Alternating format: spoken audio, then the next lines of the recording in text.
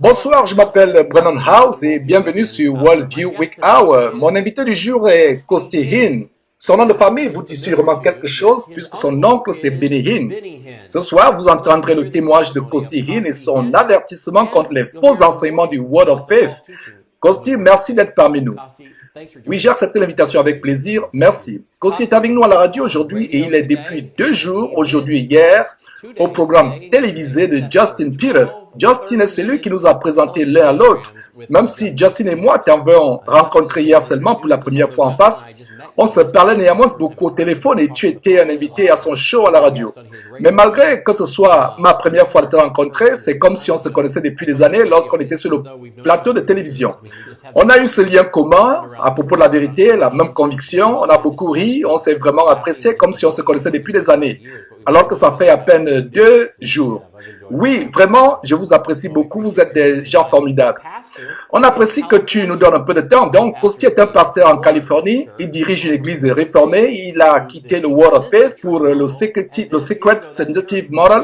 Ensuite, quelques années plus tôt, cette église a rejeté le Secret Sensitive Model pour une exposition des enseignements bibliques. On ne va pas discuter de tout ce soir, on va seulement recevoir pendant les 58 minutes disponibles. Pour le reste, vous devrez vous câbler sur l'émission de Justin Peters. Commençons alors avec ton témoignage, ensuite nous discuterons d'autres éléments. J'ai grandi dans le mouvement appelé Word of Faith, évangile de la prospérité dans tous les sens du terme. Je l'ai vécu, apprécié et en ai aussi parlé à mes amis ou camarades de classe. Je leur ai parlé du pouvoir de Dieu et enseigné même à ce propos. Ainsi vint un moment où les choses ont commencé à changer, disons que ma conversion approchait. J'étais au lycée et tout commença à s'écrouler. Pas vraiment ma vie en rapport avec la théologie. En fait, ce qui commençait à s'écrouler, c'était le monde parfait et sécurisé dans lequel je vivais, car des gens se penchaient sur mon cas et commençaient à se moquer de mon oncle. On me brimait à l'école, beaucoup disaient des trucs comme « Ton oncle est un faux pasteur, votre église est une fausse église, vous ne dites pas la vérité. » Tous les jours, on débarquait à l'école dans une Mercedes-Benz. Donc si tu es l'enfant d'un pasteur et tu viens à l'école dans une Mercedes-Benz, tu as déjà des gens à tes trousses. Sauf si ton père a 2 professions et qu'à part d'être un pasteur, il possède aussi son propre business et que la voiture a été achetée grâce à ce business. En fait, nous étions une famille d'église dont nous vivions dans le luxe comme des boss et nous voilà maintenant dans le ministère. Et ce qui est intéressant, j'ai appris dans un lycée chrétien réformé et les élèves de ce lycée me disaient tantôt « Mon père dit que ton église est une fausse église, mon père dit que ton oncle est un faux pasteur, que ton oncle enseigne des choses qui ne sont pas vraies. Ces séances de délivrance que vous faites chaque dimanche soir, le premier dimanche soir de chaque mois, tout ça ce sont des foutaises, c'est du mensonge. » J'étais encore un enfant et je défendais toujours mon oncle en leur répondant qu'il ne savait pas ce qu'il racontait, qu'on avait de la puissance, qu'on était loin, que mon oncle était un loin de Dieu et que eux, par contre, allaient dans des églises mortes et qu'ils étaient tous morts. Donc, si tu étais luthérien, baptiste, presbytérien, réformé, et si tu étais autre chose que le Word of Faith, tu étais considéré comme un chrétien mort ou une église morte ou juste comme un des haineux. Les chaînes d'information en parlaient, comme l'État de la foi, CBC l'a souligné, comme aussi NBC, Deadline ont fait un reportage sur mon oncle. Pour nous, c'était ce que je percevais étant jeune. Tout ceci constituait des preuves que Satan nous en voulait et voulait détruire notre royaume, le royaume de Hinn. Donc, nous, on croyait que c'était de la persécution, de la même manière que la Bible présente la persécution, tout comme ce qui se passe à travers le monde, comme le fait d'être chrétien entraîne autant d'épreuves. Même si ta vie est en jeu. Pour nous, les médias attaquaient Tonton Benny et nous étions brimés parce qu'on était des Hinn et parce qu'on était de véritables chrétiens. Donc, quand j'ai commencé le lycée, je voulais jouer au baseball. Comme ça, j'aurais continué jusqu'au collège en devenant joueur professionnel. Là, je n'étais pas à fond, je n'étais plus à fond dans l'église et on ne me boumait plus vraiment car tout tournait autour du baseball. C'était ça ma vie. J'ai finalement commencé dans une nouvelle école. Mais avant, j'ai fait ce vœu devant Dieu. Je voulais que le Seigneur me bénisse, que je joue au baseball à l'université. Mais il fallait que je fasse un pacte. Prier, bien sûr. Parler avec foi, ok. Mais j'allais donc me sacrifier dans le service de Dieu afin de recevoir tout ce que je voulais, c'est-à-dire jouer au baseball à l'université. Ainsi, au lieu de débuter à l'université du coup, j'ai pris une année sabbatique pour travailler avec mon oncle Benny Hinn. Donc, en fait, tu as dit, Seigneur, si tu m'aides à jouer et exceller au baseball à l'université, je vais te servir auprès de mon oncle pendant un an, c'est ça? Absolument, c'est un homme de Dieu, et je dois aller le servir, et comme ça, Dieu m'ouvrira les portes, c'est-à-dire me bénira. Tout comme on voit à présent partout, donnez à un homme de Dieu, en l'occurrence Word of Faith, et vous serez bénis en retour, entre guillemets. Donc je suis allé travailler pour lui, et mon oncle est très gentil dans ma famille, on est tous gentils de nature. Mon oncle ne m'a jamais fait de mal, il n'a jamais été agressif ou grossier, il était toujours généreux. Donc tu étais très proche de ton oncle, alors? Exactement, je l'aimais beaucoup, et l'aime toujours, il est mon oncle, et je le respectais beaucoup. En fait, tu l'admirais. Voilà, c'est cela même. Dans tous les sens du terme, il était un oint de Dieu. Il s'occupait de nous, ne se prenait pas pour supérieur comparé à nous, il était bon envers nous, ce n'était pas un publiciste, c'était vraiment ce que je pensais de lui. C'est mon oncle, ma famille. Même mon père, je l'aime beaucoup, on était les meilleurs amis du monde. Il était très attentionné, gentil, un bon père en tout, et il m'encourageait et me disait qu'il était fier de moi. Donc, c'est des gens qui savaient m'encourager. These are supportive people. So this is not personal, it's theological. Absolutely. And so even when I'm working for my uncle, I have that same mindset. I'm going to serve him. This isn't Donc, ce n'est pas personnel, mais théologique. Tout à fait. Alors, même lorsque je travaillais pour mon oncle, j'avais la même prédisposition qui était de le servir, car j'avais hâte de bosser pour lui. Donc, nous nous mettions alors à voyager. Nous prenions des vols avec son avion privé, en parcourant le monde tout en continuant le ministère. Et très vite, je commençais à me poser certaines questions. Des questions que j'avais même en grandissant, telles que pourquoi mes amis ne veulent pas joindre notre église, puisque nous avons toujours des séances de délivrance, ou pourquoi mes amis ne reviennent pas à l'église après leur premier passage. Eh bien, c'est parce qu'on pratiquait beaucoup de choses étranges, entre autres des campagnes d'eau sainte, où mon père imposait les mains aux gens, et nous tous parlions en langue sans arrêt, du genre levez les mains et priez au nom du Saint-Esprit, commence à prier en esprit, et toute l'assemblée commençait à parler en langue. Depuis étant enfant, on t'enseignait déjà à le faire, en plus d'imposer les mains. Donc, tes amis ne voulaient vraiment pas revenir à ça, car ils disaient tous que c'est bizarre. Avec le temps, ça se comprend, car dans la Bible, les langues étaient connues et presque inutiles si personne ne comprenait ce qui se disait. Malgré tout cela, je mettais ces questions dans un coin, car on ne doit pas parler à mal d'un homme de Dieu. J'admirais mon oncle et mon père. Personne ne pouvait leur dire « tu as tort ». On devait juste les suivre dans ce qu'ils enseignaient, car après tout, ils étaient loin. Et peut-être que Dieu faisait quelque chose que personne ne comprenait. Donc, on ne les touchait pas et on ne devait pas s'opposer à eux, en gros. Touch not my anointed, ne touchez pas mes oints. En fait, ce verset a été utilisé hors contexte, n'est-ce pas? Absolument, voilà. Mais d'une manière positive, cela nous a appris à éviter les commérages à propos de Tonton Benny et de demeurer polis. Mais d'une manière dangereuse, théologiquement parlant, cela nous a appris à craindre des choses et à ne jamais poser de questions. Donc je passais du temps avec Tonton Benny et je voyageais beaucoup, je voyais beaucoup de choses, je m'amusais quoi. On volait au-dessus de l'océan Atlantique, je mangeais de la bonne cuisine, on allait en Europe, en Inde, on avait des foules immenses. Cependant, je ne comprenais pas pourquoi les guérisons dans la Bible ne correspondaient pas aux guérisons lors des croisades d'évangélisation. Et aussi pourquoi les enseignements de la Bible étaient parfois différents des enseignements dans les croisades. Et je n'arrivais pas à savoir que ce n'était pas vrai. Donc j'ai pensé à un truc. Pourquoi les gens ne sont pas guéris en un instant? Instantanément, guéri instantanément. Pourquoi il faut un culte de 4 heures de temps avant d'arriver aux guérisons? Jésus-Christ n'a-t-il pas guéri les gens instantanément? Bon, après, je me suis encore dit que parfois la foi des gens fait obstacle. Donc, ça peut compliquer un peu tout ça. Donc, ce sont là certaines questions que je me posais sans cesse, là, que j'avais toujours dans la tête. manquez pas de vous abonner à notre chaîne YouTube Jésus-Christ TV, en cliquant sur le bouton s'abonner, juste au bas de la fenêtre de cette vidéo. Ainsi, vous recevrez automatiquement nos nouvelles vidéos, et vous ne raterez aucune. Vous connaîtrez la vérité et la vérité vous affranchira. Jean 8, 32.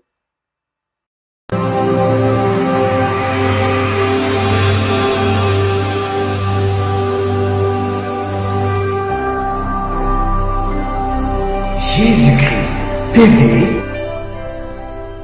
vous connaîtrez la vérité et la vérité vous affranchira. Donc, évidemment, j'ai fini mon temps avec Tonton Benny et j'avais toujours des questions sans réponse.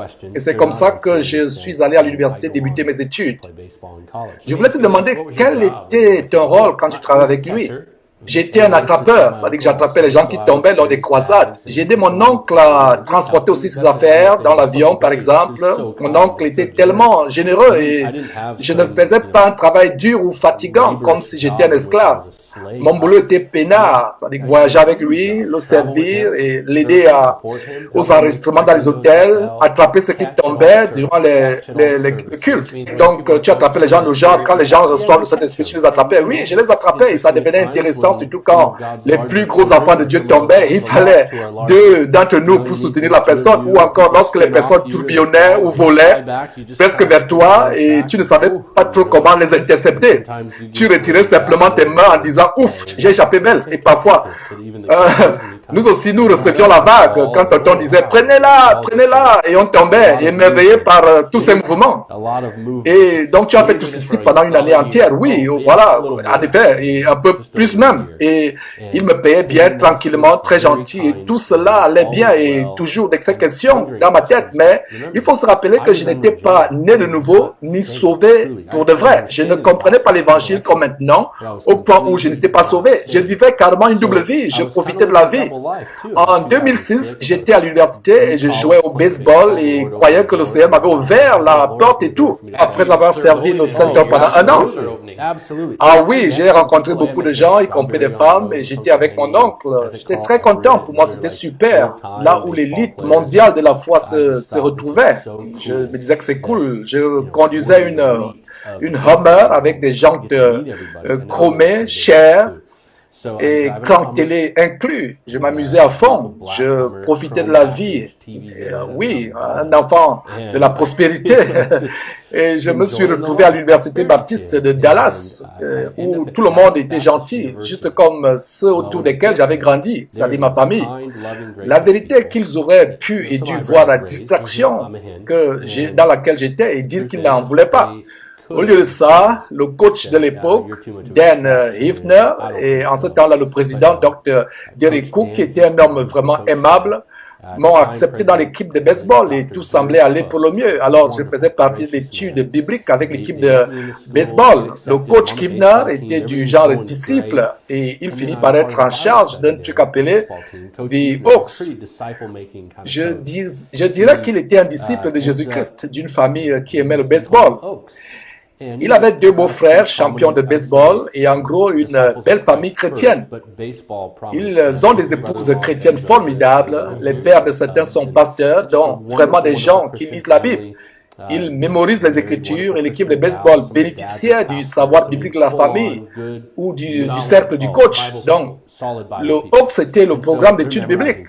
On commençait à mémoriser les Écritures, on commençait à aller aux réunions d'assemblée pour parler de l'Évangile. Et à ce moment-là, je vivais toujours une double vie. Je sortais avec mes amis faire la fête. Donc, l'immoralité était toujours présente.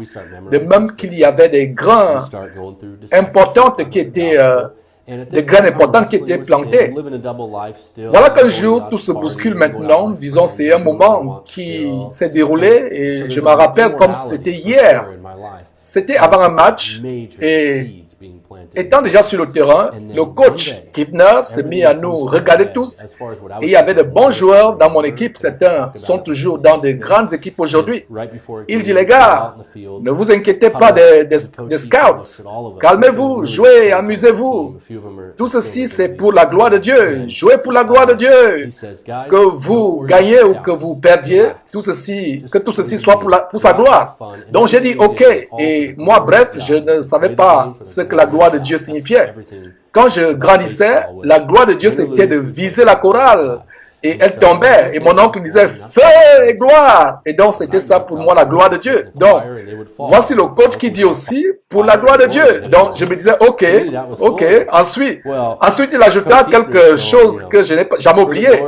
Ne vous inquiétez pas des scouts. Le Seigneur est souverain. Proverbe dit, le cœur du roi est comme un courant d'eau dans la main de l'Éternel.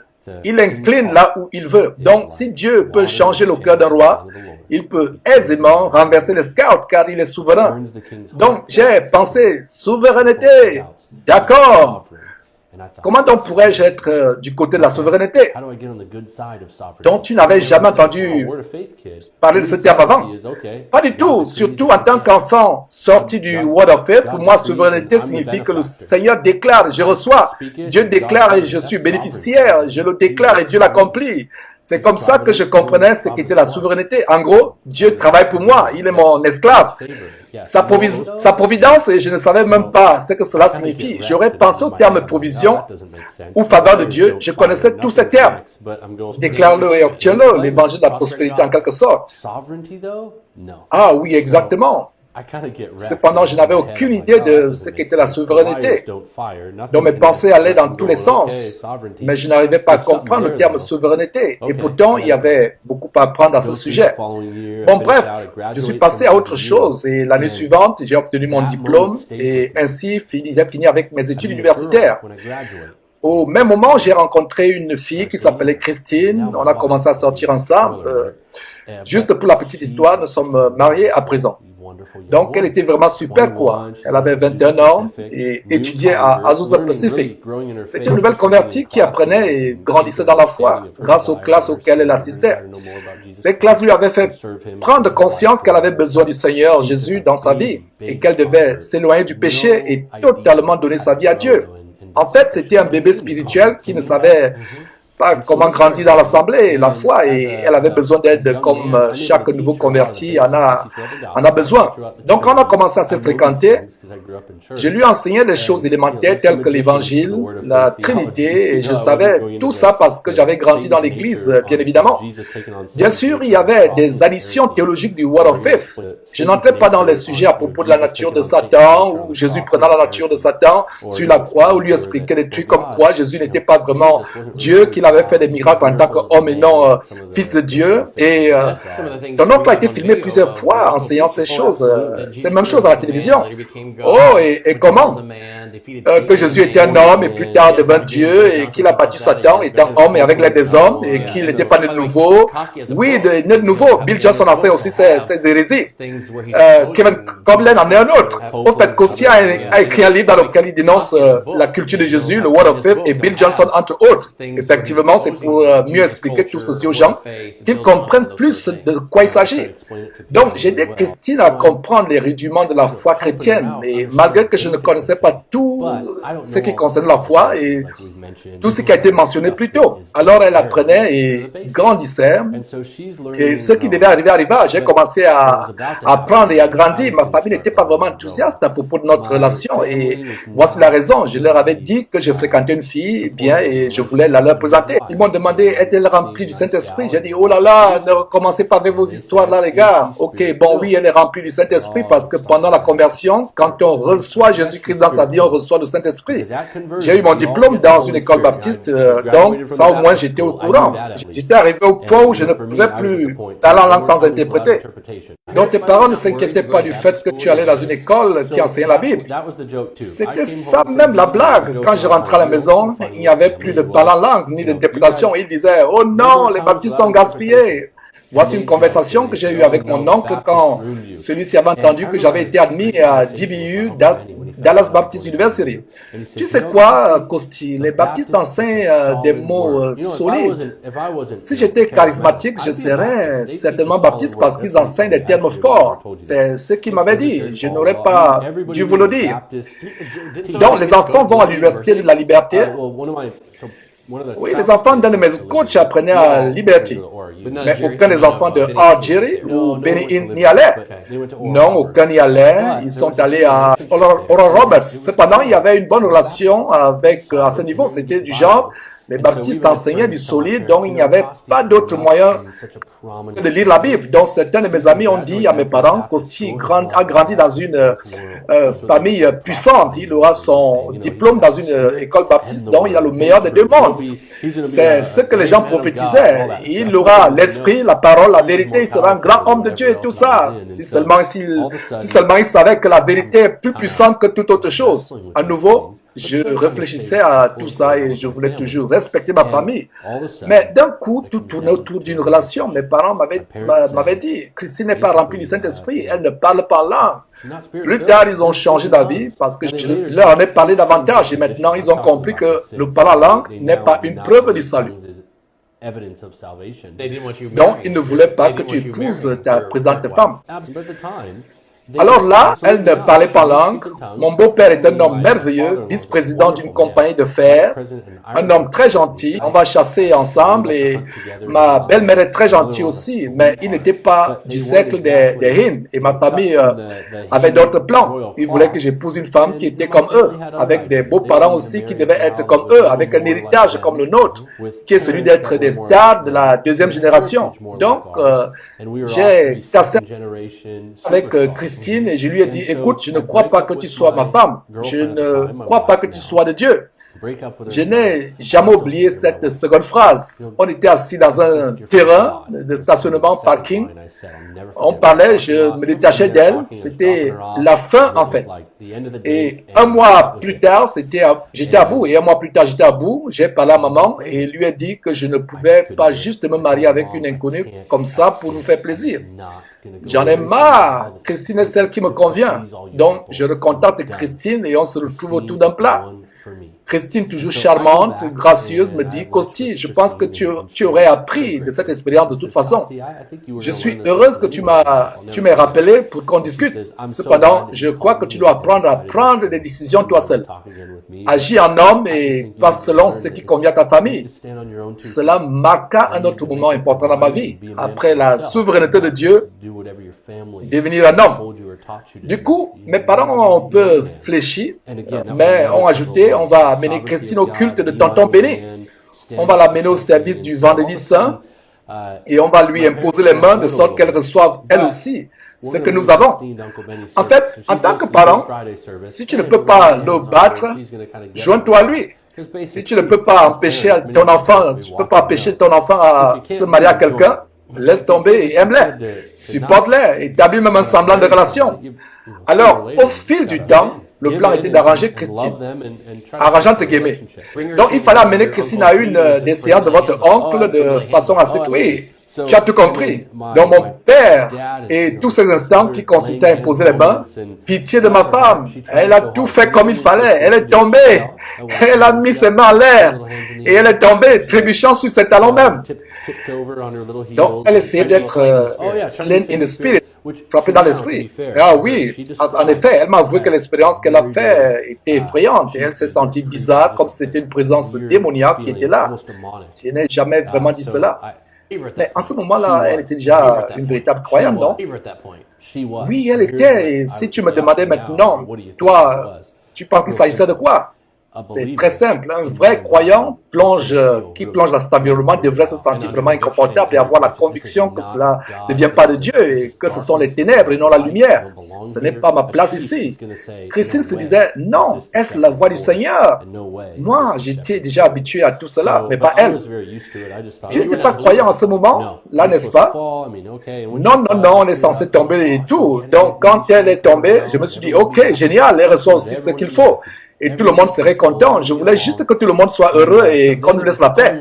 que tout le monde s'entende bien. Ensuite va la partie du parler en langue. Il y avait des conférences telles que des conférences pour la jeunesse et on passait des bons moments et voici une femme qui vers la fin du service fait appel à la repentance et tout. Elle dit, élève ta voix et prie en esprit, bouge tes lèvres et dis tout ce qui vient du bout de tes lèvres, blablabla, blablabla. Elle voulait enseigner comment parler en langue en fait. Oui, il y a tous ces enfants devant nous, ma femme et moi, vraiment pitié de ma femme. Elle est d'accord pour que je partage ces choses, car c'est la vérité. Elle lève sa main en l'air, car elle a appris que c'est un signe d'abandon et tout le monde le faisait autour de nous. Il tremblait et il faisait des trucs bizarres. Ma femme, toujours les mains en l'air, essayait de regarder et imiter. C'est comme ça que je voyais son menton bouger et elle essayait de parler en langue. Sur le coup, je me disais, waouh, elle y arrive, ça va marcher, oh là là, j'ai hâte que mes parents voient ça. Attends, elle parle en langue là. Problème réglé, je vais épouser cette fille et vous ne pourrez plus m'en empêcher. C'est bon là, le fiston est prêt, personne ne peut plus dire quoi que ce soit. On ne peut plus dire à Roméo de ne pas avoir Juliette, c'est fini tout ça. Et il fallait qu'elle soit remplie du Saint-Esprit et parle en langue pour que tout le monde soit content. Quelque temps après, elle disait qu'elle ne comprenait pas elle ne comprenait rien de cela et qu'elle n'était pas heureuse à propos de tout ce qui se passait. Elle avait l'impression que ce n'était pas bien, que ça ne venait pas naturellement. Tout était enseigné, même forcé. Bon, comme une bonne convertie, bien sûr, je croyais qu'elle avait été bien convertie. Elle lisait les Écritures et se sentait condamnée. La pauvre, elle ne connaissait même pas encore bien la parole et personne ne l'avait vraiment pas accompagnée dans sa marche avec Christ. Mais le discernement, la condamnation et le Saint-Esprit sont assez pour un chrétien, un croyant, pour qu'il ou elle comprenne qu'il y a quelque chose qui n'est pas clair. Donc, elle s'était rétractée et un jour, elle vient me dire qu'elle a compris un truc. Costi, je ne crois pas que j'ai un problème. N'est-ce pas l'apôtre Paul? Attends, je vais te le montrer. Est-ce qu'il n'y avait pas quelque chose comme ça? Mais tous ne parlaient pas langue. Il y a quelque chose comme ça dans la Bible. Et je réfléchissais, oui, peut-être, en effet, je ne sais pas, parlons-en un tout petit peu. Corinthiens chapitre 12, elle me le montre et je commence à comprendre certaines choses. Des éléments me reviennent à l'esprit et comme j'avais appris à l'Université baptiste de Dallas, plusieurs points dans l'intervalle de 4 à 5 ans. Donc, toutes ces graines qui avaient été plantées au courant de ma vie ont fait que je commence à réaliser qu'effectivement, Paul avait dit que tous ne parleraient pas en langue, tous n'auraient pas les dons de guérison, d'interprétation et tout cela. Christine avait raison, les Saintes Écritures avaient raison. Donc je me suis rétracté et vraiment, pour ma famille, ce n'était pas assez. C'était la doctrine que nous connaissions, nous étions attachés depuis des générations. Là, je commençais à être différent, à me détacher de cela, ce qui n'était pas normal car on fonctionnait comme une mafia dans le ministère. Personne ne doit être critique de la famille ou quitter la famille. Le sang est plus épais que la famille. La famille est plus importante que la doctrine. En tout, tu ne dois pas te détourner de ta famille. Je ne connaissais pas les paroles de Jésus dans Matthieu chapitre 10 et il dit qu'il est venu apporter l'épée et non la paix, qu'il va mettre à dos père et fils, mère et fille. Je n'avais jamais vraiment réfléchi à Matthieu chapitre 12. Qui sont ma mère et mes frères, ce sont ceux qui entendent mes commandements, les commandements de Dieu, qui entendent les commandements de Dieu et les gardent. Donc pour moi, les Écritures devenaient vivantes. Et c'est ma femme qui m'avait aidé à ouvrir les yeux. Donc on faisait un ministère au Canada et les questions venaient maintenant au galop, l'orage se formait, la tempête arrivait. Ma femme passait des moments difficiles. Et quand il y a des problèmes de doctrine, ça cause des divisions au sein de la famille. C'était très dur. Donc, un ami à moi m'a appelé depuis la Californie. Nous sommes tous deux fans du hockey. Et je suis Canadien en plus. Donc, il me saluait et tout. Coucou, comment ça va de ton côté? Je répondis, ce qui se passe ici est grave. Ma femme ne peut pas parler en langue. Elle tombe et ressent des sensations bizarres. Ça ne va pas du tout. La situation était telle que j'essayais toujours d'aider à l'église, mais papa et moi avions à présent des différends à ce propos. Papa était un peu plus âgé et moi plus jeune. J'essayais de faire revivre ce sentiment qui nous unissait et au moins penser à l'avenir ensemble dans cet environnement. Mais ça n'allait pas du tout et il m'a dit, bon, à chaque fois que tu me verras, ne me blesse pas s'il te plaît, il s'agit de mon cœur. Tu dois arrêter de te prendre pour mon héros et arrêter de te comporter comme si tu étais mon sauveur dans cette église. Cesse tout ça et deviens plutôt le héros de ta femme. Concentre-toi sur ton premier ministère qui est ton mariage, ta femme. Ce discours m'a étonné et réveillé. Il était temps que les choses changent. Je ne savais pas quoi faire et priais en demandant au Seigneur quelle direction emprunter. J'étais perdu. J'ai dit à ma femme que j'étais prêt à aller n'importe où et même prêt à tout pour l'honorer. Et j'ai regardé dans Éphésiens chapitre 5 et 1 Pierre chapitre 3. Je cherchais partout dans la Bible les enseignements sur comment traiter sa femme en tant que croyant. Du moins, je pensais l'être. C'était la première fois que j'entendais que mon premier ministère était ma famille, donc ma femme. Car je n'avais pas grandi en écoutant cela. Mon père fréquentait ma mère, ensuite ils se sont mariés et leur mariage était un bon mariage. Fin de l'histoire. Mais mon oncle Bénéhine se concentrait surtout sur son ministère. Sa famille n'était pas sa priorité car tout tournait seulement autour de son ministère. Son ministère était sa femme, sa maîtresse. Alors voici un nouveau mystère qui s'installait en moi. Pendant que le Seigneur travaillait mon cœur, voici une église en Californie dans laquelle j'avais plusieurs amis qui m'appellent une semaine après et me disent « Au fait, il y a une position vacante en tant que pasteur des jeunes. Est-ce que ça t'intéresse? On peut te payer quelques centaines de dollars chaque mois, même si ce n'est pas beaucoup. Tu as besoin d'un travail. Même si ça ne va pas trop t'aider à t'occuper de ta femme. Viens quand même. » Ça nous a amusés, ma femme et moi, mais nous avions sauté sur l'occasion et quitté le ministère de mon oncle et ma famille. Alors j'arrive dans cette église, tout est cool, tenue relax, t-shirt en forme V, pantalon de jeans serré, on était en Californie maintenant. Secret sensitive, sensible au secret.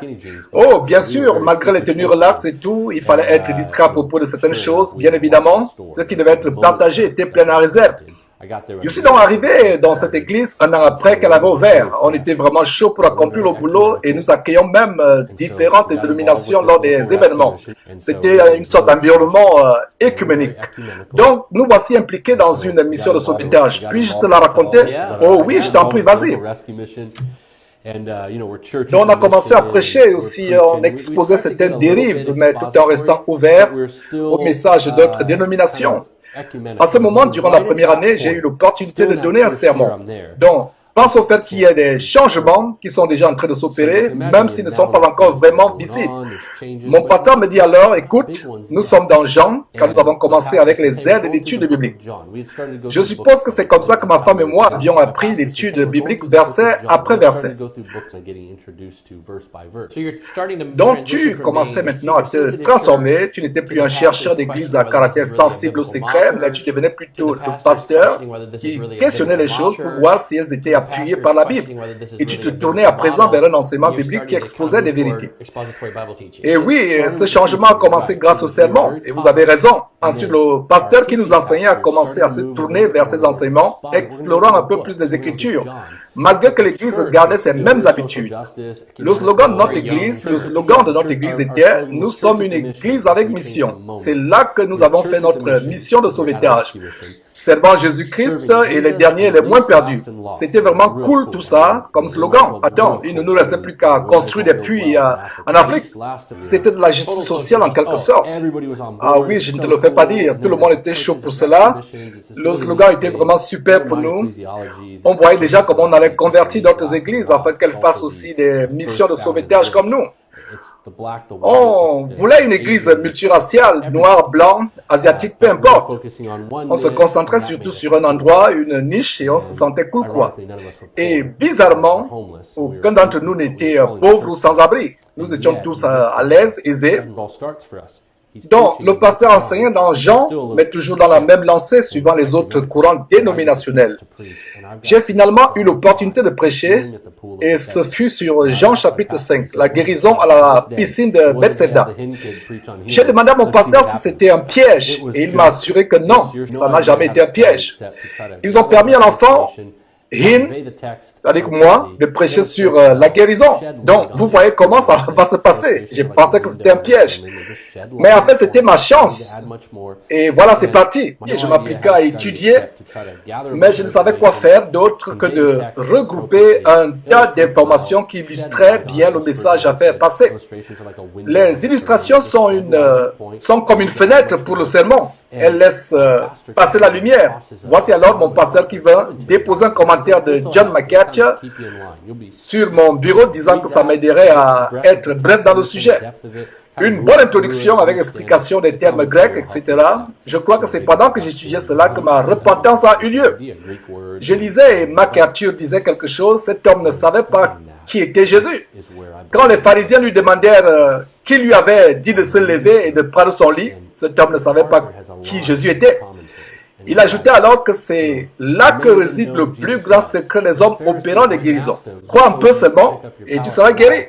Ça m'a époustouflé au point où je n'en revenais pas. J'étais choqué. Donc on avait tort sur toute la ligne. On désignait ma famille les Hin. Nos enseignements étaient faux.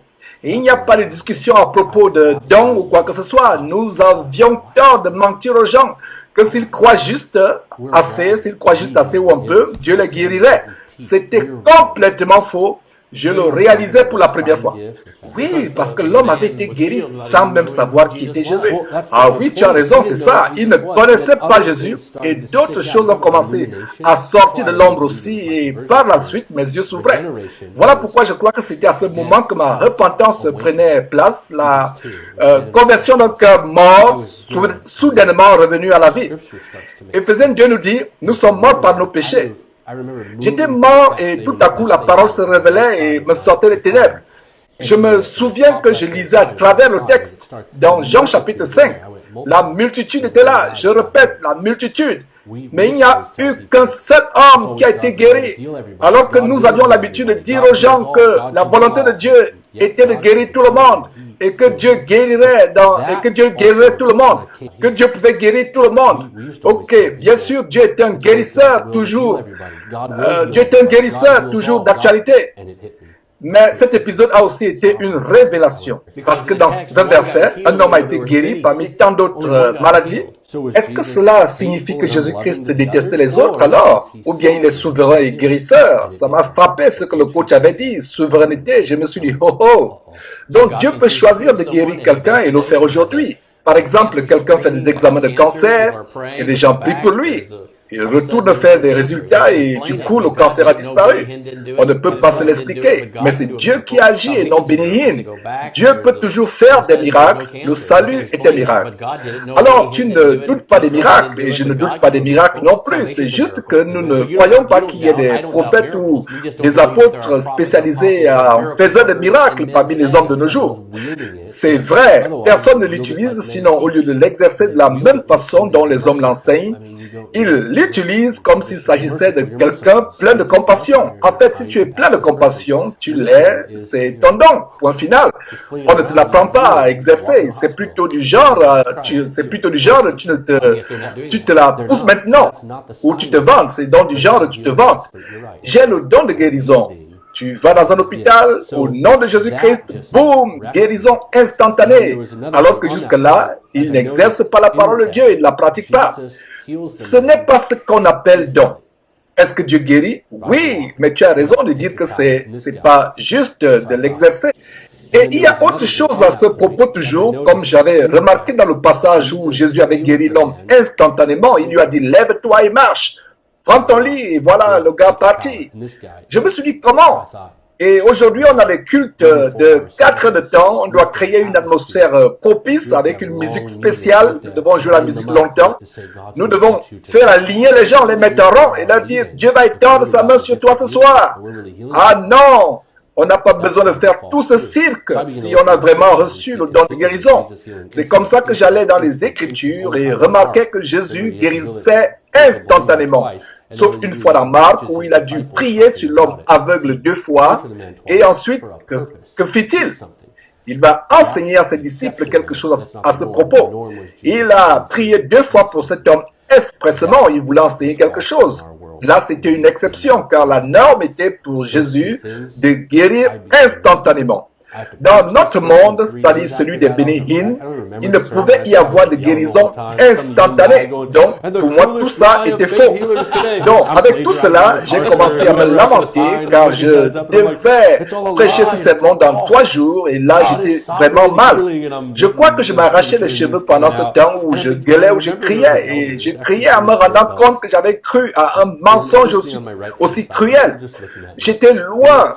J'essayais de rectifier tout cela présent. Dieu est souverain. Je me souviens qu'il y avait un ancien de l'église, son nom était Gerald Baird, et il me regardait juste en souriant et il envoyait des messages à d'autres anciens de l'église, du pasteur Tony, celui qui m'avait permis de prêcher, que tu connais les prières de ces hommes. Comme ils guident, ils sont juste là, souriants, comme pour dire, on se comprend, on avance, on est ensemble, il n'y a rien de super, c'est juste une autre brebis, quoi. Mais ils ont commencé à remarquer cette transformation en toi, non? Oui, puisqu'on est tous ensemble, on observait seulement comment Dieu changeait les choses dans ma vie, dans leur vie, dans l'église même. Donc, la raison pour laquelle je disais qu'il s'agissait ici de ma conversion personnelle est le fait qu'on me parle seulement du fruit et de l'évidence du salut. En effet, je ne voulais plus rien entendre du Word of Faith, la parole de foi. Je ne savais pas qui ils étaient, ni ce qu'ils enseignent. Tout ça était faux pour moi. Donc, je ne voulais plus rien savoir d'eux. Je voulais ce que la Bible disait, ce que Jésus disait et savoir ce que Jésus a fait.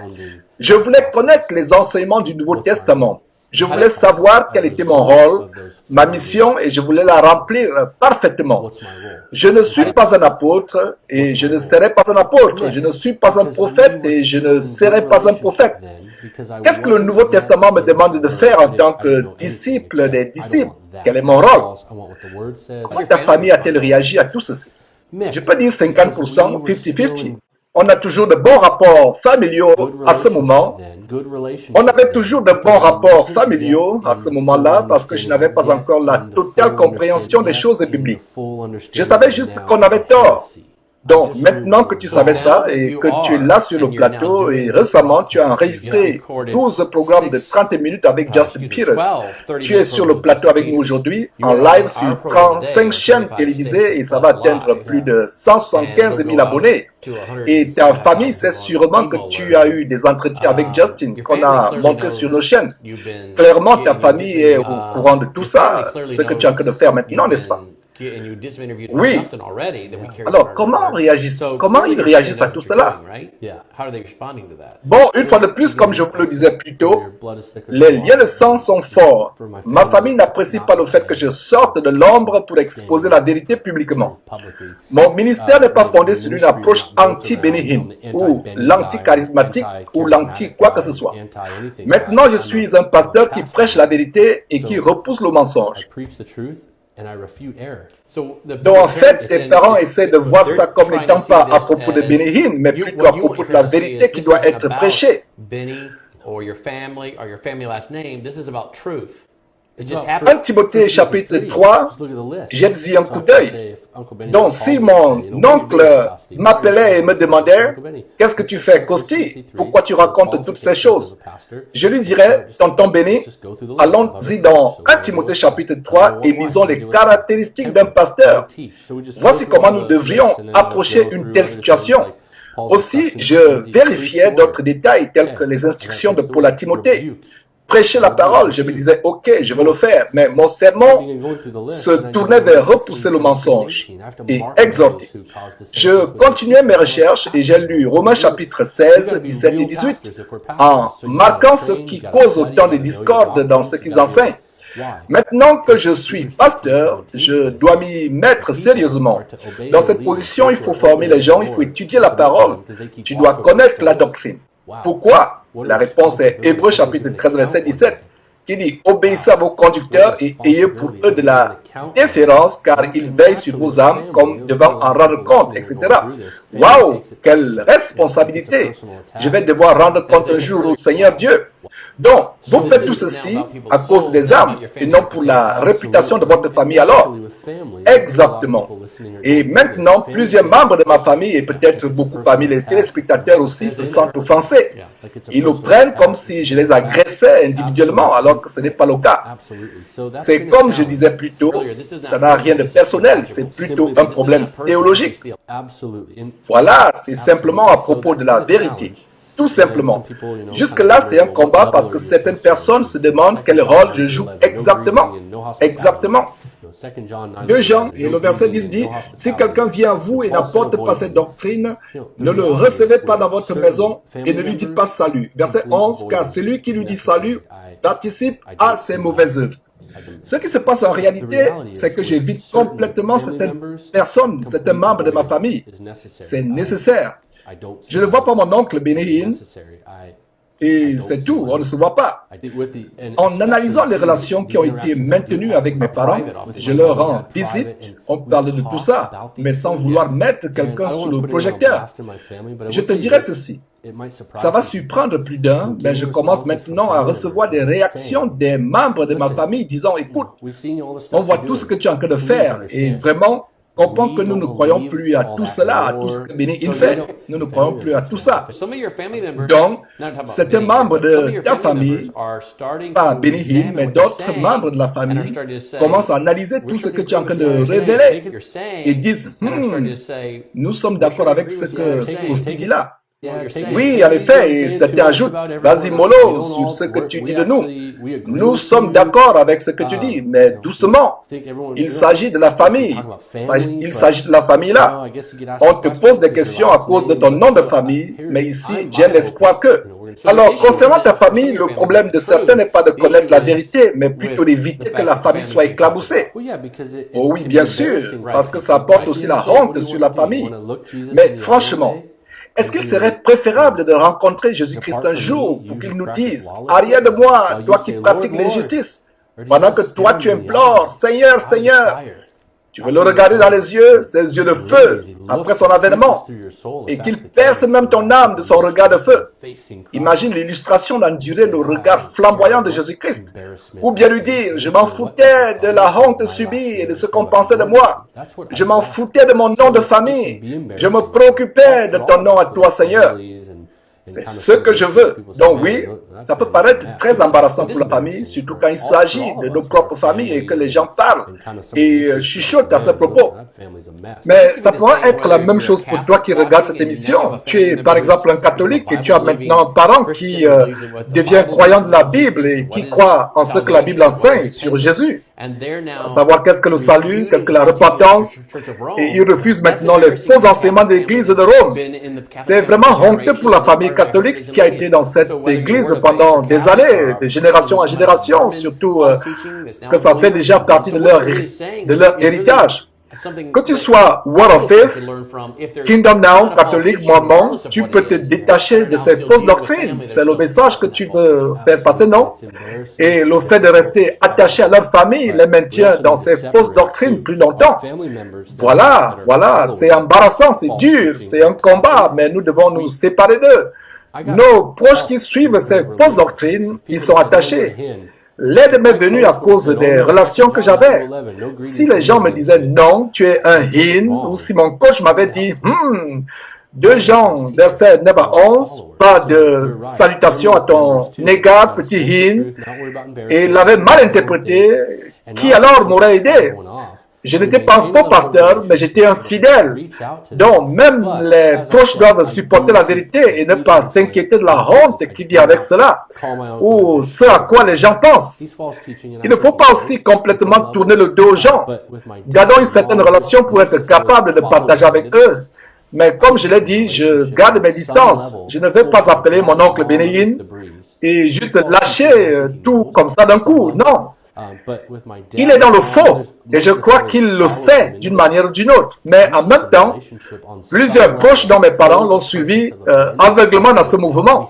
Donc je garde un semblant de relation, dans le but d'évangéliser surtout. C'est un devoir. Nous devons évangéliser coûte que coûte. Il y a quelques semaines, j'ai discuté avec mes parents et on a eu une bonne conversation sur l'évangile et c'était tout.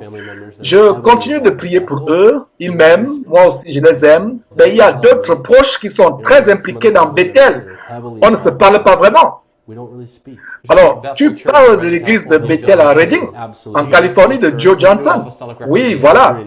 Centré autour de Jésus, autour de Jésus-Christ, une nouvelle réformation apostolique. Exactement. Ils y sont à fond. Et j'ai un proche qui travaille avec Todd White. Beaucoup d'entre eux sont toujours dans ces choses-là et ils m'ont tous bloqué sur les réseaux sociaux. Aucun ne veut m'adresser la parole, mais si seulement ils avaient des questions à poser, je leur ouvrirais ma porte, grand comme ça. Même au boulot, je les recevrai. Quand je suis en pause, je décoche mon téléphone à chaque fois que quelqu'un a besoin d'aide.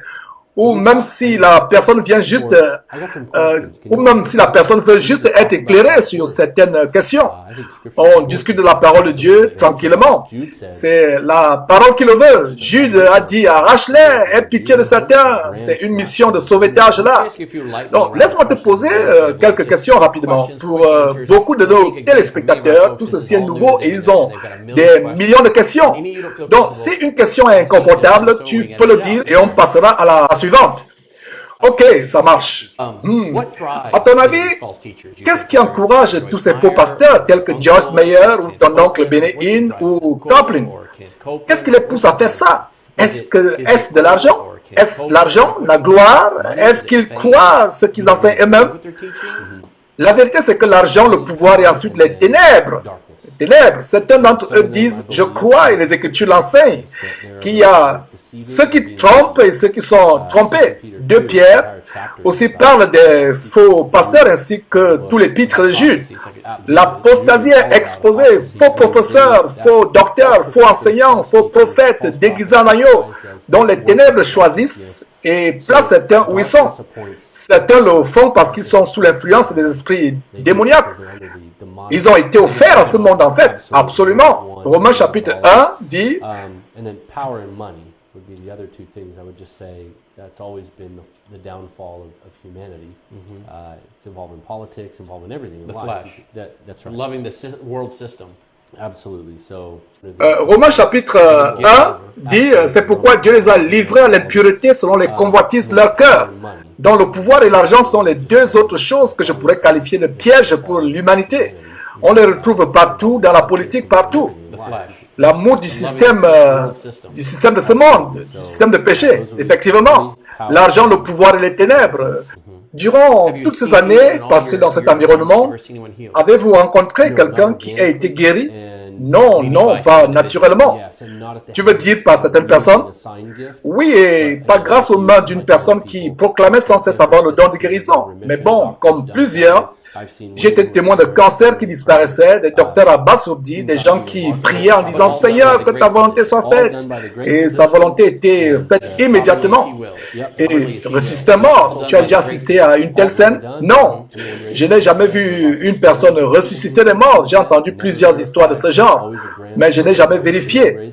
Toujours une grande fable que tout le monde applaudit, mais je n'en ai jamais vu de mes yeux.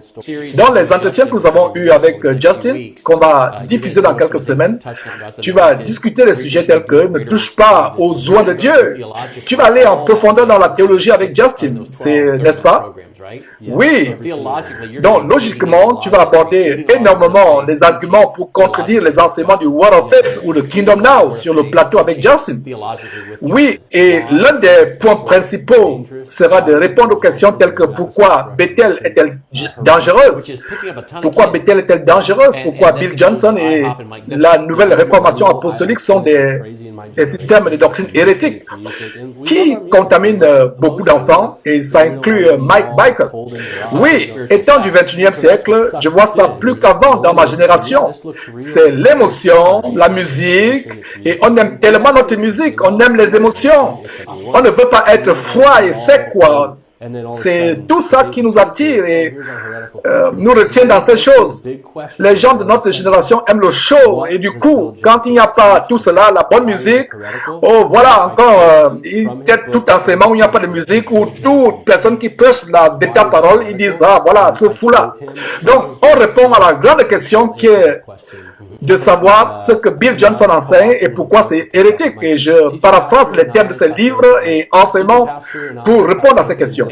Et tu es en train de travailler sur un livre à ce sujet, non? Oui, mon collègue pasteur Anthony et moi, nous écrivons ensemble un livre qui sortira cet automne, qui s'intitule « Définir la tromperie ».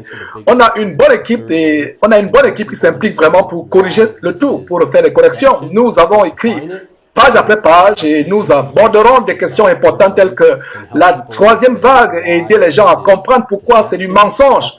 On espère aider beaucoup de gens en tout cas. La troisième vague que Peter Wagner a enseignée. Oui, c'est ça. Qu'en vient-il des fidèles du Word of Faith ou Kingdom Now qui suivent cette émission présentement? Parce que je sais que le mot fera le tour. Donc, que dirais-tu à tous ceux qui sont un peu sceptiques ou qui essayent de repousser tes arguments? D'après mon expérience, je peux dire qu'on avait tort et que Jésus n'a pas pris la forme de Satan. Contrairement à ce que Benny Hinn enseigne, Jésus était un homme et le Fils de Dieu. Les Écritures le disent clairement. Il n'a pas fait les miracles en tant qu'homme qui avait une relation juste parfaite aux yeux de Dieu. Il a accompli les miracles en tant que Fils de Dieu. Je dirais aussi que nous avons besoin de comprendre que ce n'est pas un débat. Ce n'est pas notre fierté qui est en jeu.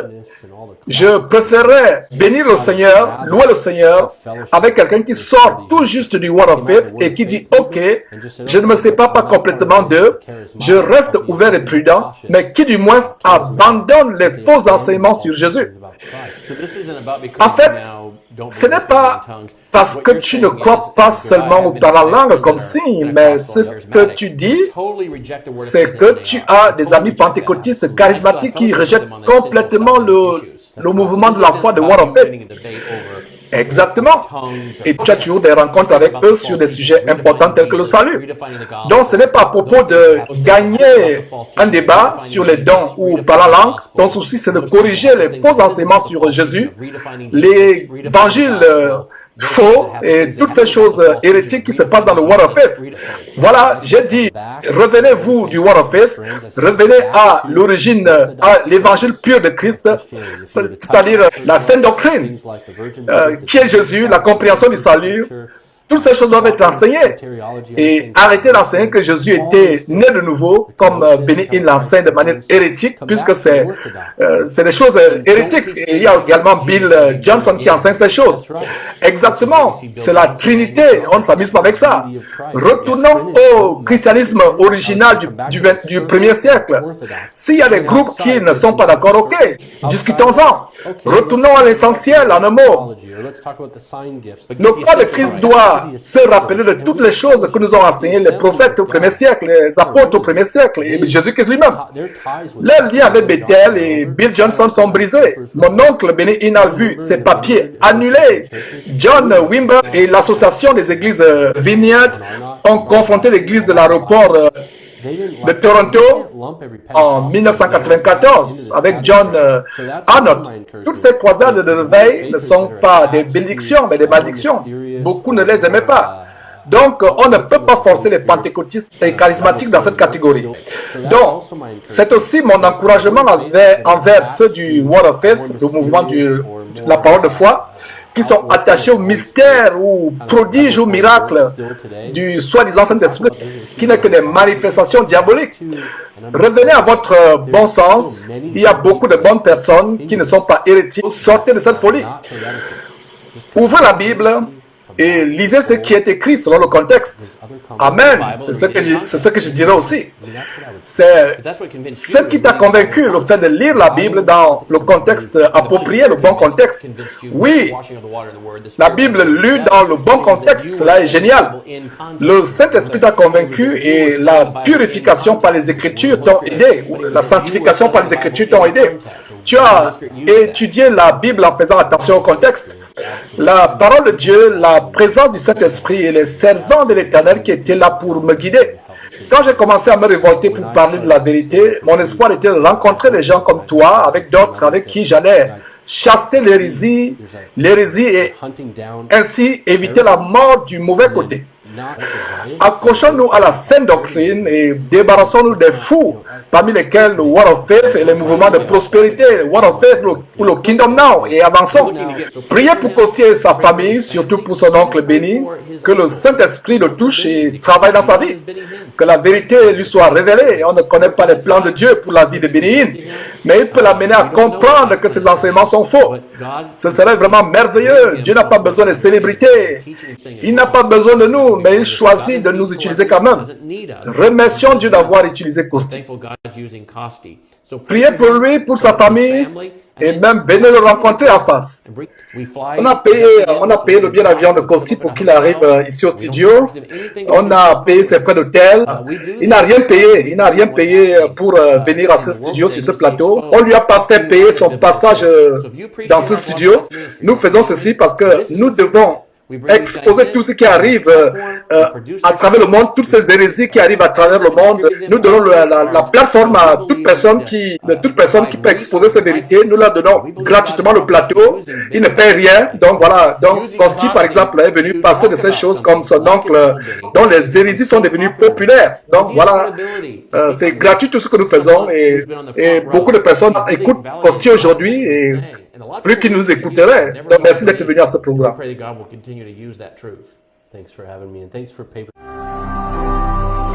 Ne manquez pas de vous abonner à notre chaîne YouTube Jésus-Christ TV, en cliquant sur le bouton s'abonner, juste au bas de la fenêtre de cette vidéo.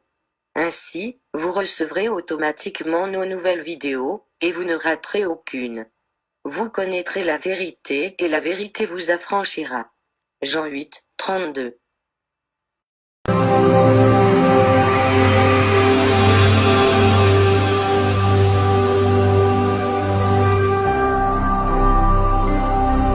Jésus-Christ TV, vous connaîtrez la vérité et la vérité vous affranchira.